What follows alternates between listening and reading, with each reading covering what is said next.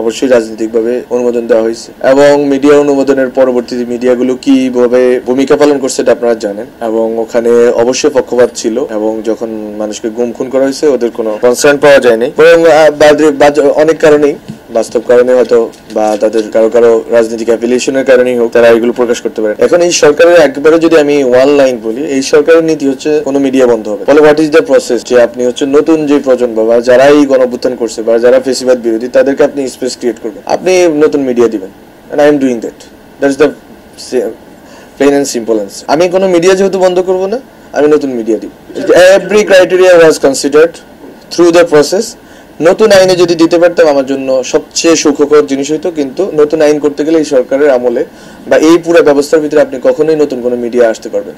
And you have to have new media, কারণ new media আসলে মার্কেটটা কম্পিটিটিভ হবে।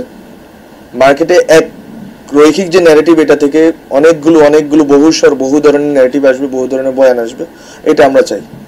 এখন অবশ্যই যেই নীতিমালা আছে, যেই নীতিমালায় আপনি সাংবাদিক, আপনি যে কোনো একটা পত্রিকা অবশ্যই বা মিডিয়া সাংবাদিক, সেই একই নীতিমালাতে দেওয়া হচ্ছে।